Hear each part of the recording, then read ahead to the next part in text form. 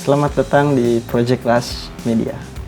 Di channel ini kita bakalan ngebahas segala hal yang berhubungan dengan otomotif dan motorsport yang tentunya bisa menambah wawasan kalian soal otomotif dan motorsport. Masih di dalam suasana stay at home dan bulan puasa, kita mau coba bahas salah satu cerita soal pembalap F1 yang ada saat ini. Dia adalah salah satu pembalap tertua di grid F1 saat ini, tidak lain dan tidak bukan adalah Kimi Raikkonen. Kenapa kita milih Kimi Raikkonen? Karena menurut kita sih ada beberapa hal dari seorang Kimi Raikkonen itu yang kayaknya menarik nih kalau kita bahas lebih lanjut. Nah, buat yang belum subscribe, boleh di subscribe dulu biar nggak ketinggalan info-info menarik lainnya. Nggak lama-lama deh, langsung aja nih kita mulai videonya. Tapi tunggu dulu, sebelum kita mulai, kita intro dulu. Stay tune.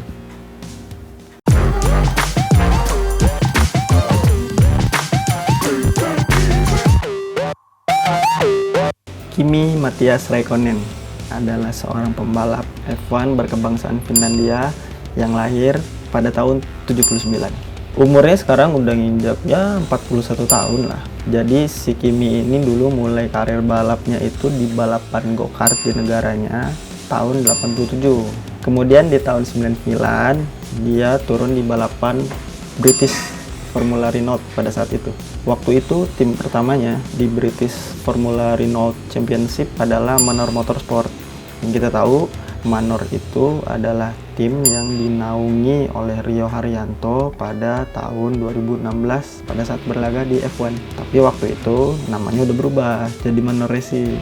Tahun 99 dia turun di Formula Renault. Prestasinya juga nggak bagus-bagus banget sebenarnya. Nah, baru nih di tahun 2000 dia menjuarai Formula Renault pada saat itu. Terbukti 7 kali menang dari 10 balapan Formula Renault musim 2000. Bakat Kimi mulai dilirik sama tim-tim F1 nih di akhir tahun 2000. Jadi 2001 adalah musim pertama Kimi di F1. Waktu itu yang ngorbitin Kimi namanya David Robertson. Nah, jadi David Robertson ini adalah salah satu manajer dari beberapa pembalap dan mantan pembalap F1. Si David Robertson ini juga yang ngorbitin Jenson Button waktu naik ke F1 pada tahun 2000, setahun sebelum Kimi. Tapi terbukti sih emang feelingnya David Robertson ini kuat. Jenson Button dan Kimi Raikkonen pada akhirnya juara dunia di tahun 2007 dan tahun 2009. Tahun 2001 Kimi naik ke F1 waktu itu sama Sauber. Waktu itu Sauber sponsornya masih Red Bull sama Petronas, sebelum Petronas sama Mercedes sekarang. Kalau menurut kita juga karirnya Kimi itu nggak cepet-cepet amat sih di F1 karena dia baru masuk F1 itu di usianya yang menginjak 21 tahun, ya hampir 22 tahun lah. Beda sama beberapa pembalap yang ada di grid sekarang. Max Verstappen itu dia mulai balapan di F1 musim fullnya di usia 17 tahun lebih, hampir 18 tahun. Lance Stroll dan Fernando Alonso itu mulai karir di F1 di usia 18 tahun. Daniel Kvyat dan Lando Norris masing-masing di usia 19 tahun. Karirnya Kimi di Sauber pada saat musim pertamanya di F1 juga ada sedikit kontroversi sebenarnya karena pada saat itu Kimi bisa dibilang dilarang berlaga di F1. Jadi karena ada campur tangan David Robertson ini juga, makanya FIA menyetujui kalau Kimi bisa balapan di F1 di musim 2001. Tahun pertamanya Kimi di F1 bisa dibilang sih lumayan lah ya untuk seorang rookie karena dia bisa nyabet second base rookie di posisi 10 di belakang Juan Pablo Montoya pada saat itu. Justru musim perdananya jauh lebih bagus dari Fernando Alonso yang nggak dapet poin sama sekali. Menjelang tahun 2002, mulai nih Kimi dilirik-lirik sama tim-tim sebelah. Pada saat itu, banyak banget nih tim-tim F1, apalagi tim besar itu yang mengincar pembalap-pembalap muda. Salah satunya itu ada McLaren sama Ferrari pada saat itu ya. Jadi ceritanya, McLaren dan Ferrari itu pada tahun 2001 akhir menjelang 2002 rebutan tanda tangannya Kimi. Akhirnya tahun 2002 Kimi memilih untuk bergabung dengan McLaren dengan alasan kalau misalnya dia gabung dengan Ferrari, dia akan jadi pembalap nomor 2 di belakang Schumacher pada saat itu. Karena yang kita tahu Schumacher adalah 7 kali juara dunia F1, yang 2001-2002 juga dia adalah juaranya. Berdasarkan alasan itu, Kimi nggak mau gabung ke Ferrari kalau cuma dijadiin pembalap nomor 2. Akhirnya dia gabung ke McLaren, karena di McLaren posisi drivernya adalah sama, tidak ada pembalap 1 dan tidak ada pembalap nomor 2. Waktu itu dia menggeser posisinya Mika Häkkinen yang memilih pensiun di akhir tahun 2001. Nah, Mika Häkkinen ini juga adalah rekan senegaranya yang 2 kali juara dunia F1 musim 98 sama 99 kalau nggak salah ya. Kimi bertandem sama David Coulthard di McLaren sampai tahun 2004 sebelum posisinya David Coulthard digantiin sama Montoya di tahun 2005. Di McLaren juga sebenarnya penampilannya nggak jelek-jelek banget sih. Tahun 2003 dia jadi runner up, penantang juara dunia juga di belakang Michael Schumacher pada saat itu, dan tahun 2005 dia juga jadi runner up di belakangnya Fernando Alonso. Tahun 2006 adalah tahun terakhirnya Kimi di McLaren pada saat itu. Montoya cuman dapat setengah musim di McLaren karena memutuskan untuk balapan NASCAR di setengah musim berikutnya. Jadi posisinya Montoya digantiin sama Pedro de la Rosa yang pada saat itu adalah test drivernya McLaren. Tahun 2007 akhirnya dendam Ferrari terbalaskan. Kimi Raikkonen dikontrak. Kimi akhirnya bertandem sama Felipe Massa di Ferrari pada tahun 2007. Pada saat itu Massa adalah salah satu kandidat penantang juara dunia juga di Formula One. Tahun 2007 Kimi gabung dengan Ferrari itu tandemnya bukan Schumacher, malah posisinya itu untuk menggantikan Schumacher yang memilih pensiun di tahun 2006. 2007 bisa dibilang juga jadi tahun baik buruknya Ferrari sih. Di samping dia dapat juara dunia lewat Kimi Räikkönen, 2007 juga ada kasus besar spionase yang melibatkan 3 tim besar yaitu Ferrari, McLaren, dan Renault pada saat itu, yang katanya mantan karyawannya Ferrari itu membocorkan rahasia tim ke McLaren. Nah, jadi soal kasus ini nanti mungkin kita bakalan bahas di video yang lain karena panjang kalau diceritain di video yang ini. Terus juga Kimi itu juara dengan selisih poin yang sangat tipis bisa dibilang dalam sejarah F1 ya, karena pada saat itu Kimi menentukan juara dunianya di seri terakhir di Interlagos dengan selisih 1 poin.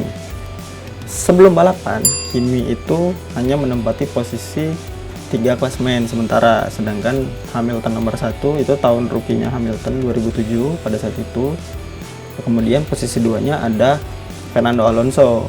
Dibilang hoki juga enggak sebenarnya, cuman kayaknya pada saat itu strateginya Ferrari itu lagi bagus-bagus banget. Makanya dia bisa ngejar ketinggalan poin dari posisi 3 klasemen, di balapan terakhir dia langsung ngerangsek ke posisi pertama dan juara dunia.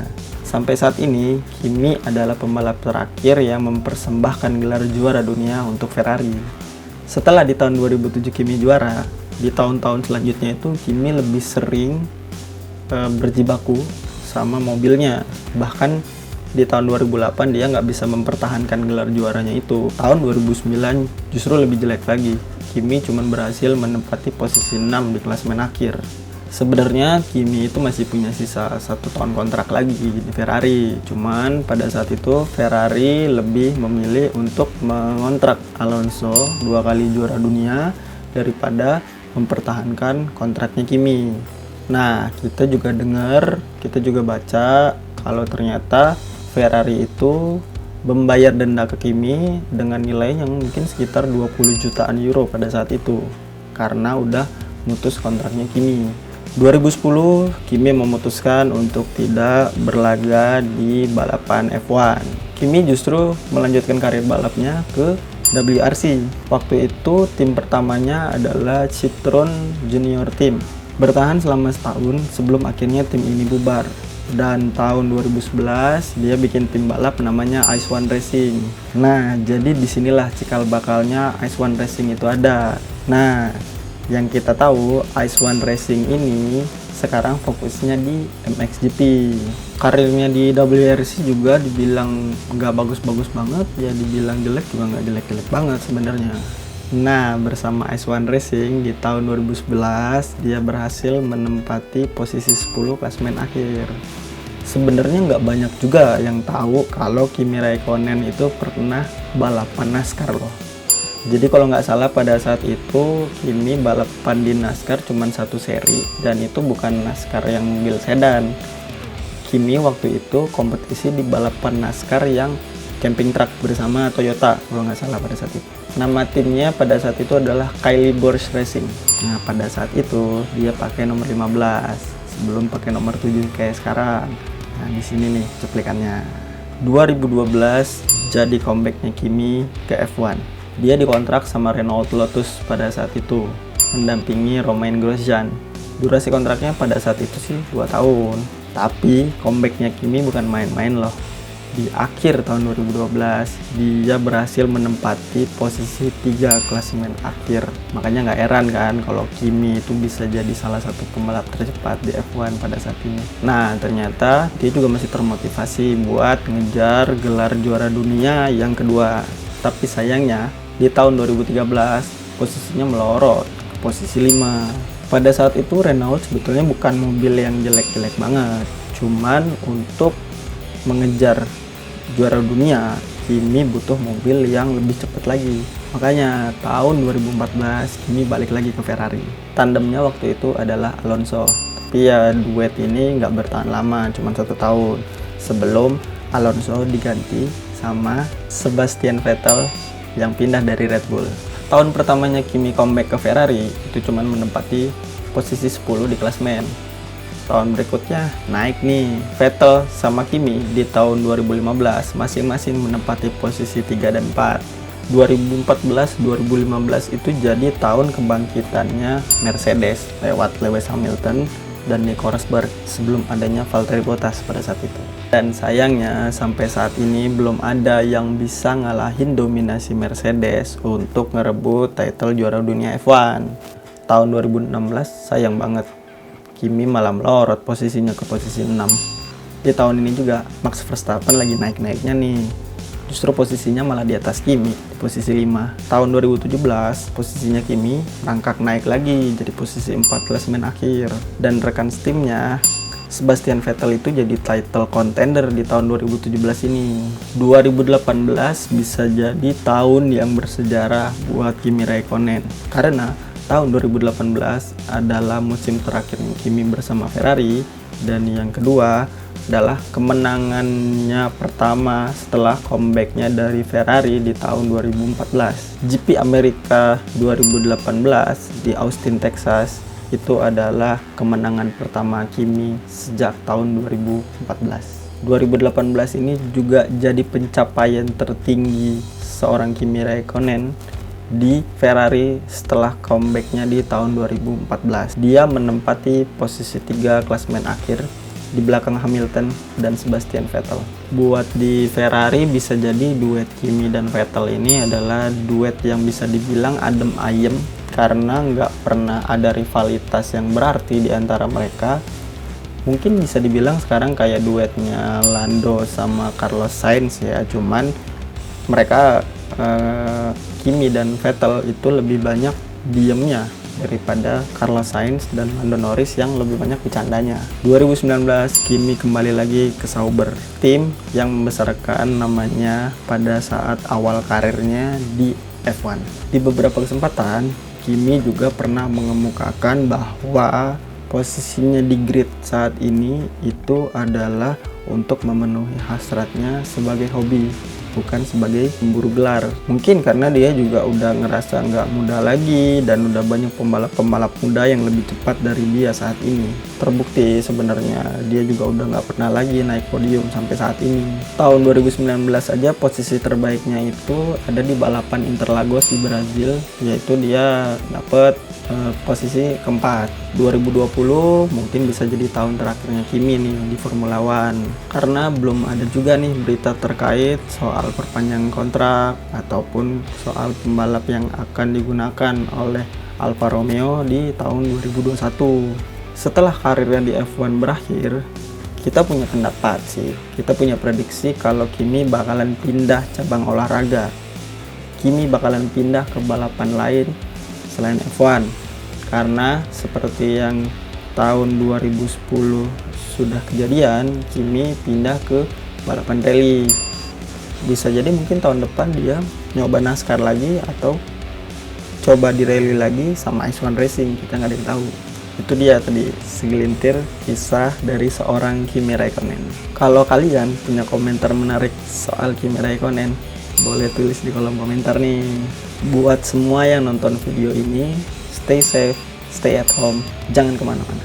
Kalau nggak penting-penting banget. Untuk sekarang, ikutin anjuran pemerintah, bareng-bareng kita putus mata rantai COVID-19 ini. Buat yang berpuasa, kita ucapin juga selamat menunaikan ibadah puasa. Akhir kata kita ucapkan buat yang nonton, selamat beraktivitas.